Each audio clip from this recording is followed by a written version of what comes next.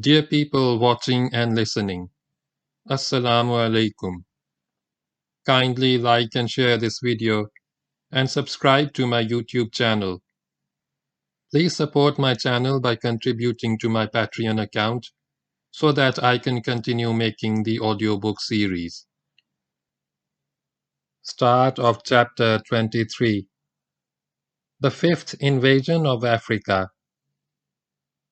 With the death of Zuhair on the coast of Derna, Africa was once again lost to the Muslims. There was no actual battle against the faithful in Kairouan, and this remained a Muslim city, but Muslim power just faded away. The Romans already in Carthage, and there were a good many of them, strengthened their independent position. The reader will recall that when the Exarch Gregory revolted against Constantinople and established his own kingdom of Africa, he moved his capital to Subetula. It was there that Abdullah bin Saad confronted him, and it was there that he was defeated and killed in battle. After Gregory's death, after the return of the Muslims to Egypt, after the re-establishment of a Roman state by the local Romans under King Hubayhiba, the capital had moved back to Carthage. With reinforcements and other help coming from the empire, Carthage was a much better place for a Roman metropolis, militarily and politically. The Berber tribes regained ascendancy in their own area. This time there was no powerful central figure like Kusela to hold all North Africa together, but the region became as it was before, partly Roman, mainly Berber, principalities and tribal districts ruled by lords and chieftains. They shared a common hostility towards Islam and a common determination to resist with all their strength and further attempts by Islam to reconquer their land. It was once again a Roman and Berber land, and Kairouan was once again an island of Islam in a hostile stormy sea. In Damascus, Abdul Malik remained occupied with internal problems, the biggest of which, as stated before, was the existence of Abdullah bin Zubair as an independent caliph at Mecca, ruling over Arabia and much of Iraq. Slowly and steadily, Abdul Malik's campaign against his rival progressed to the extent of wresting Iraq from him and cornering him in Mecca, where he was besieged by an army under the infamous Hajjaj bin Yusuf. Hajjaj did to Mecca and to the Kaaba with his catapults and fire missiles what the most hostile unbeliever would not have dared to do. In early 73 Hijri, Abdullah bin Zubair fell in combat, sword in hand. His dead body was crucified. Abdul Malik was now more firm in his seat. He could give his attention to the frontiers. Then the elders of the Arabs came to him and urged him to do something about Africa and find someone to defend its borders and keep its affairs in order. The Caliph agreed to do so. He even announced the name of the general who would carry out the task. I see no one as worthy of the task in Africa as Hassan bin Nu'man. Hassan bin Nu'man was from the tribe of Azd, which inhabited the Oman Peninsula. He was a distinguished figure in the world of Islam, a veteran of many campaigns and a man respected for his resolution and judgment. He was known by the title of Sheikhul Amin, which can be roughly translated as the trusted sage. Hassan was given a large army to command and sent to Egypt, there to make his preparations for the forthcoming campaign. To show him how serious he was about the reconquest of Africa, Abdul Malik made over to him all the revenue of Egypt for the invasion. I have left your hand free in the wealth of Egypt, wrote the Caliph to the general. So give to those who are with you and to those who join you. Give to people, then go out to the land of Africa by Allah's grace and His help. More soldiers joined him in Egypt, and by the time his preparations were complete, his army numbered 40,000 men. Never before had such a vast Muslim army assembled for the invasion of Africa. This was to be an invasion like none before it, and bloodier than its predecessors. Hassan understood, as did the Caliph, that if the Muslims were to remain in possession of their African conquest and not get pushed out again, they would have to utterly crush the Roman and Berber strength. They would have to inflict such punishment that the Berbers and Romans would not dare to raise their heads again. Hassan planned to do just that as he set off from Egypt in about the middle of 73 Hijri, about end of 692 AD. He underestimated the resilience of the Berber nation. After 2 months of marching, the army arrived at Tripoli, whether it was joined by other Muslims who had been earlier expelled from Africa. From here he continued his march. His arrival at Kairouan was greeted with joy by the Muslims of the city. His coming calmed their fears, dispelled the dark clouds which threatened the Muslim island in the troubled sea of Berbers and Romans.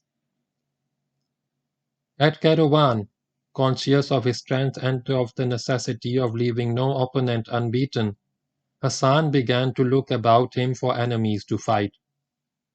Who is the most powerful of the princes of Africa? He asked the inhabitants of Kairouan. The ruler of Carthage, the metropolis of Africa, they replied. They were right. After the annihilation of Qusayla the Berber, the Roman power at Carthage was the strongest single organized power in Africa. It boasted a large army, freshly reinforced from Constantinople. And because Carthage was the strongest hostile power, Hassan decided to tackle it first. Once he had broken Carthage, the rest would be easy. He marched to Carthage to find it strongly fortified and strongly manned. He camped outside the ancient city. To his great good fortune, the Romans came out of their fortifications to fight him in the open, and a battle was fought just outside the city. It led to a crushing defeat for the Romans and their Berber auxiliaries. Countless numbers were killed, including most of their champions and the flower of their chivalry, before the remnants could get back to their fortified city. The Muslims moved up and invested Carthage from the landward side. They had no siege equipment and could find no way to breach or scale the walls of the city. So they waited, and thus a few days passed. Then an emissary came out to see Hassan, sent by a Roman noble named Marnak. What he said was that if the Muslims would guarantee the safety of Marnak and his family, and allot him a piece of property which he wanted in Carthage, he would open one of the gates of the city and let them in. This had happened before in Muslim campaigns, a traitor giving his city away to save himself.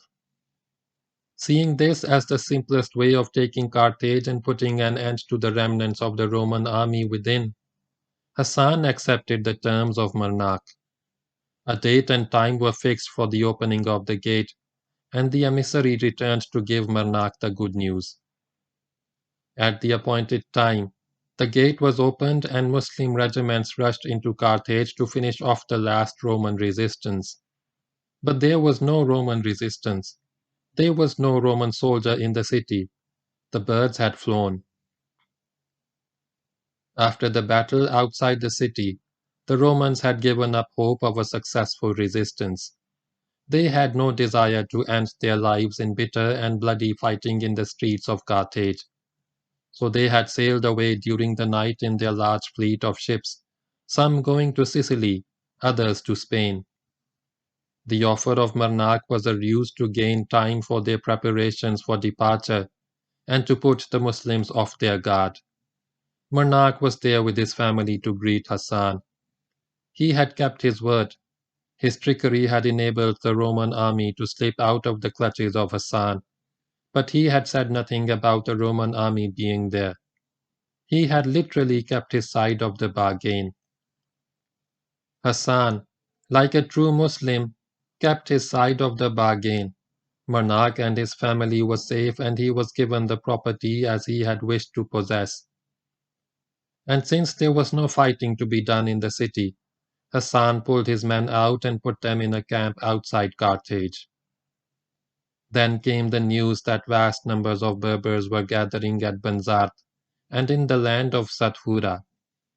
The latter was a district lying to the east and south of Banzart, astride the valley of the Majerda, and may even have included Bizerta within its boundaries. The Berber strength was being augmented by Roman soldiers, some from other garrisons, some from the survivor of the Battle of Carthage, who had got away from the battlefield and not sought refuge in the city.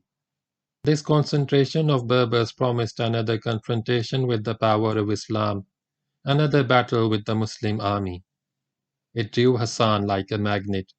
He marched with his army for the land of Satfura to do to the Berbers what he had just done to the Romans. There was another fierce battle at Bizerta in which the Berbers were decisively defeated. Again there was much slaughter, all the more bloody because of the tenacity and courage with which the Berbers fought. Those who survived the carnage found safety in flight. The Berbers went to Bonnet and the Romans to Baja, where they fortified themselves against a possible Muslim advance. Hassan ignored these places, regarding them as no threat, actual or potential to the Muslim power. Instead, he sent his cavalry regiments out to subdue the Berber land of Satfura. In order to punish them for their opposition, to teach them a lesson they would never forget, and to discourage rebellion, all towns and villages in the paths of these regiments were flattened. Hassan took his time over this activity. He was in no hurry because there was no opposition left in this part of Africa, so far as he knew. And thus several weeks passed. Then came the stunning news that Carthage had risen again from the dead, that it was garrisoned again by a powerful Roman army, that once again it was bristling with lances and swords. Without further delay, Hassan marched to Carthage. What had happened was that another Roman army had sailed from Constantinople in a fleet of ships, commanded by a patrician named John.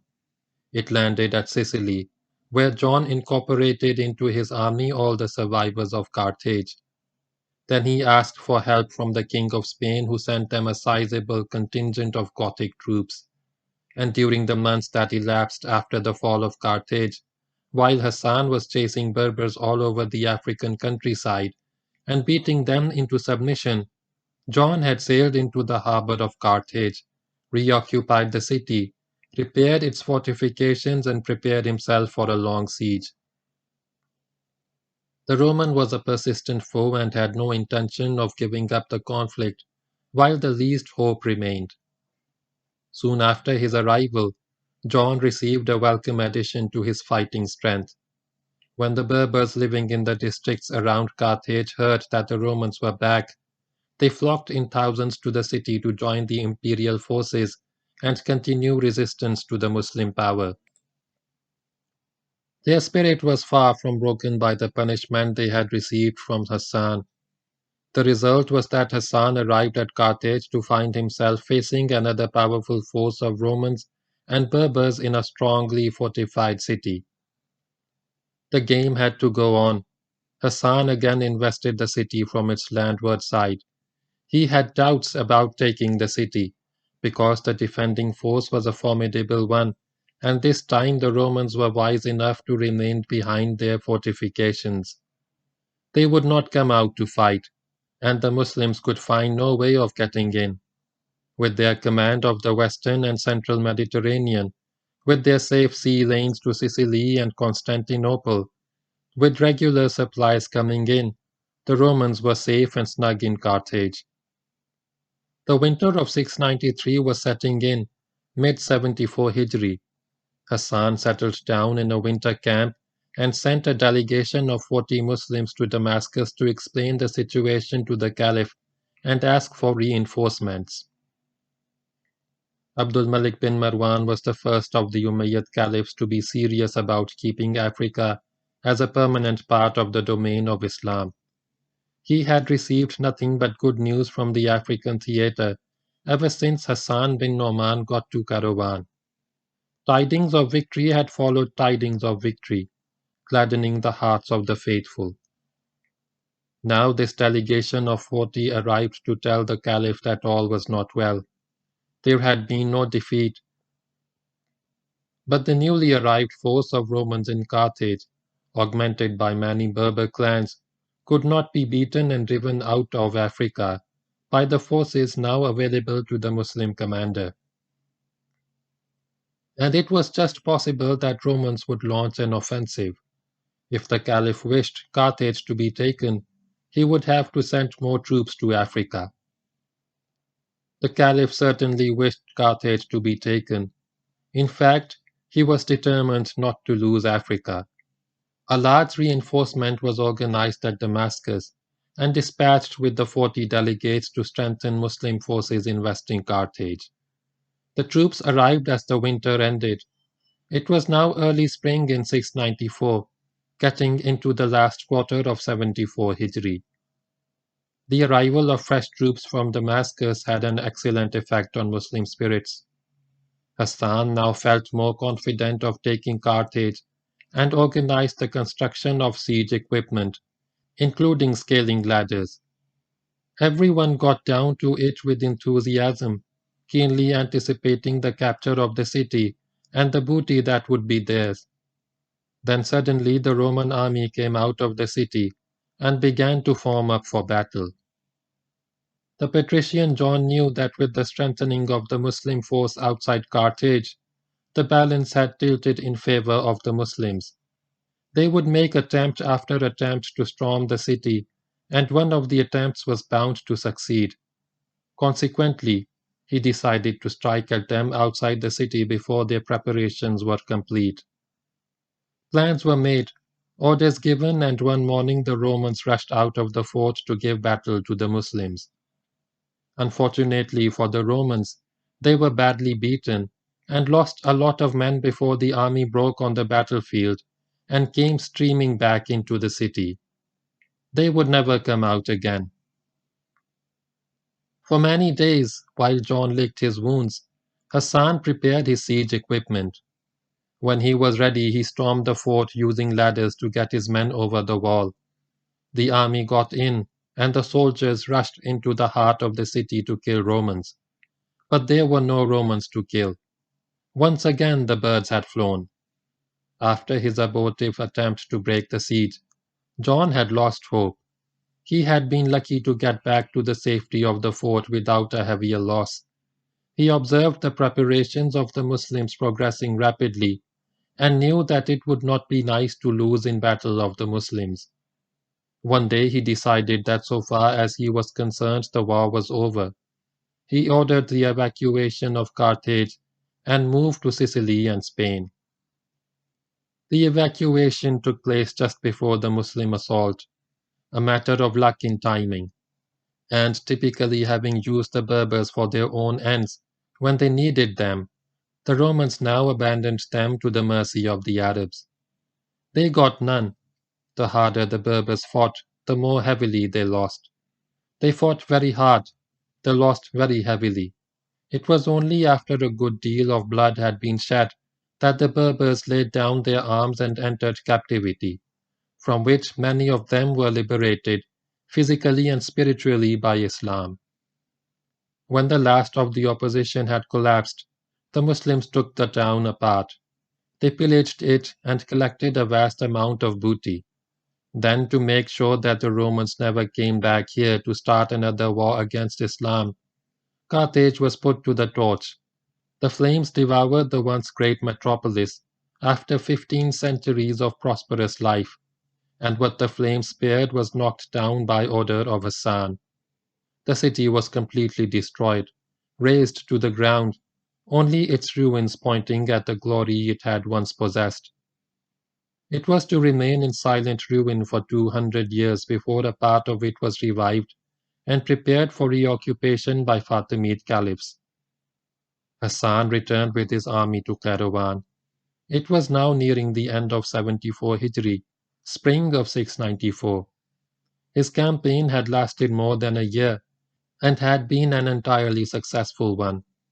For a few days Hassan rested at Caravan. There were no more Romans left to fight in Africa. He had finished them off and driven them in disgrace from the field. But there may be other enemies about the place.